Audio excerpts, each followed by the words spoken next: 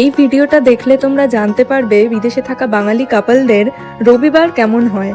আজকের ব্লগে থাকছে গত রবিবারের সকাল থেকে রাত অবধি পুরো দিনটার কিছু মুহূর্ত মিলিয়ে আমাদের এক রবিবারের গল্প। তাহলে শুরু করা যাক।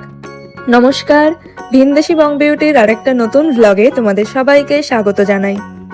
Good morning. রবিবারের সকালের মধ্যে একটা অদ্ভুত শান্তি আছে, অলসতা আছে, যেটা বেশ ভালো লাগে। আর মেঘলা ওয়েদার এই অলসতাকে আরো বাড়িয়ে তোলে। তবে বেশ ঠান্ডা লাগছে, তাই ব্যালকনিতে বেশিক্ষণ দাঁড়াতে পারলাম না। ফ্রেশ হয়ে নিয়ে এক কাপ উষ্ণ আমন্ড মিল্ক খেয়ে নেব।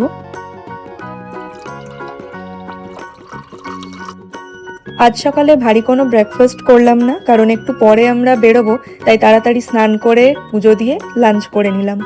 বেশ কয়েক মাস ধরে চিকেন আর ডিমের ওপর আমার অদ্ভুত এক অরুচি এসেছে, তাই এখন আমি চেষ্টা করি ভেজ খাওয়ার। তবে কৌস্তবের জন্য চিকেন, ডিম বা মাছ যখন যা থাকে ঘুরিয়ে ফিরিয়ে রান্না করে দিই। তবে মাছ বা মাটন থাকলে আমি খুব সাগ্রহে খেয়ে নিই। তাই লাঞ্চ করে রবিবারের ভাত ঘুম স্কিপ করে রেডি হয়ে আমরা বেরিয়ে পড়েছি একটা মাংসের দোকানের সন্ধানে, যেখানে বেশ ভালো কোয়ালিটির খাসির মাংস পাওয়া যায়। গ্লেনরয়ের যেই দোকানটা থেকে ইউজুয়ালি আমরা মাটন কিনি, সেখানকার মাংসের কোয়ালিটিও খুব ভালো হয়। তবে আজকে যেখানে যাচ্ছি এই দোকানটার একটু বেশিই সুনাম শুনেছি।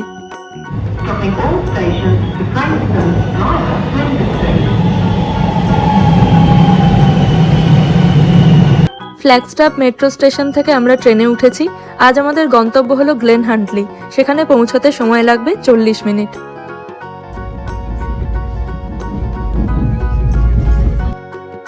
মেলবোর্নের ওয়েদার কতটা মুডি তা তো জানোই, আর দেখতেই পাচ্ছ সকালের মেঘ কেটে সুন্দর ঝলমলে রোদ উঠে গেছে। গ্লেন হান্টলি স্টেশন থেকে বেরোতেই একটা সুন্দর ক্যাফে দেখতে পেলাম, সেখানে বসে একটু কফি খাওয়া হলো।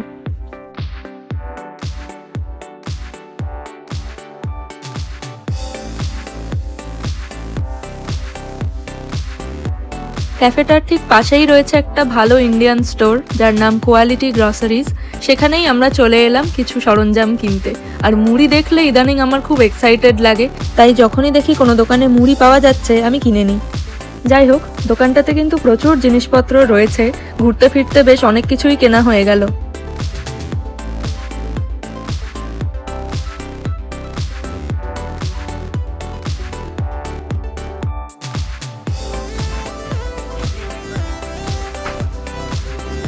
এখান থেকে যা যা কেনাকাটা করলাম সেগুলো বিল করা হচ্ছে এখন। এরপর যাব মাংসের দোকানে। আজকের বাজার হাট করতে আমাদের বেশি হাঁটাহাঁটি করতে হয়নি, একটা জায়গার মধ্যেই সব দোকানগুলো রয়েছে, মানে প্রত্যেকটা দোকানই কাছাকাছি। যখন আমরা বাড়ি থেকে বেরিয়েছিলাম বেশ ঠান্ডা ছিল, কিন্তু রোদটা যখন উঠলো বেশ আরামদায়ক লাগছে। গ্লেন হান্টলিতে আমরা এসেছিলাম মূলত মাছ মাংসই কিনতে, কিন্তু একটা ভালো ইন্ডিয়ান স্টোর দেখলাম, তো ওখানেও বেশ কিছু কেনাকাটা করা হয়ে গেল। এখন ফাইনালি মাংসের দোকানটাতে এসেছি। কৌস্তব গেছে মাংস আর মাছটা কিনতে, আমি অপেক্ষা করছি। অস্ট্রেলিয়ায় তুমি যেখানেই যাও না কেন, যতই গাড়ি ঘোড়া চলুক রাস্তাঘাটে, হর্নের শব্দ খুব একটা পাবে না। মেলবোর্ন সিবিডির মতো ব্যস্ত জায়গাতে, যেখানে সারাদিনে কত না কত গাড়ি চলাচল করে, সেখানেও খুব সিরিয়াস কারণ বা কোনো আর্জেন্সি ছাড়া কেউই গাড়ির হর্ন বাজায় না। আর শুধু এটাই নয়, যে কোনো রকম পাবলিক প্লেসের পরিষ্কার পরিচ্ছন্নতা থেকে শুরু করে এরকম আরো নানা রকম বিষয় চোখে পড়বে, যেগুলো দেখলে সিভিক সেন্সের বাহবা না দিয়ে পারা যায় না।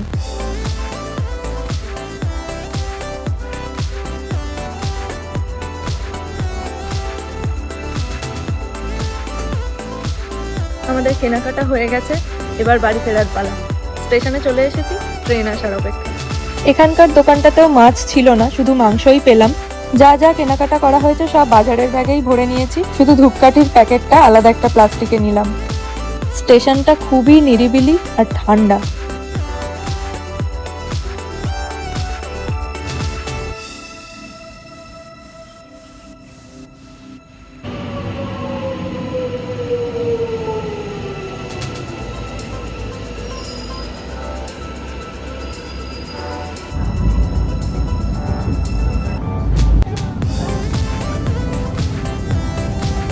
বাড়ি এসে হাত পা ধুয়ে ফ্রেশ হয়ে নিয়ে প্রথমেই মাংসটাকে ভালো করে ধুয়ে আদা, রসুন, পেঁয়াজ, কাঁচা লঙ্কা, নুন আর টুকটাক মশলাপাতি দিয়ে ভালো করে ম্যারিনেট করে রাখছি। বাড়িতে থাকাকালীন আমার একটাও বিকেল এমন যায়নি যে আমি ছাদে সময় কাটাইনি। খোলা আকাশের নিচে এই সানসেটের মোমেন্টটা আমার দারুণ লাগে। তাই মেলবোর্নে আসার পরেও প্রত্যেক দিন সানসেটের সময়টা আমি বারান্দায় গিয়ে দাঁড়াই। সন্ধে হয়ে গেছে, আজ অনেক দিন পর চা করছি। কৌস্তুভ খুব একটা চায়ের ভক্ত নয়, ও একটু কফির ভক্ত, কিন্তু আমার বাড়িতে আমি বাদে সবাই চা ভক্ত। তাই সারাদিনে বেশ কয়েকবার চা খেলেও সন্ধেবেলার চাটা আমি বেশ জমিয়ে বানাতাম সবার জন্য। আমি নিজে খেতাম না, কিন্তু ওদের জন্য বানাতে আমার খুব ভালো লাগতো। ওই লাভ ল্যাঙ্গুয়েজ আর কি। কৌস্তুভ যখন মাঝে মধ্যে শখ করে চা খায়, তখন ওর জন্য চা বানাতেও আমার খুব ভালো লাগে আর বাড়ির কথা মনে পড়ে। এবার রাতের রান্নাবান্না শুরু করব। আমাদের আজকের রাতের মেনুটা কিন্তু জাস্ট ফাটাফাটি। মাটন কষা আর বাসন্তী পোলাও, একেবারে ক্লাসিক বাঙালি কম্বো। আজকের ভিডিওর শুরুতে বলেছিলাম যে ভিডিওটা দেখলে তোমরা জানতে পারবে বিদেশে থাকা বাঙালি দম্পতিদের রবিবারটা কেমন হয়, কিভাবে কাটে।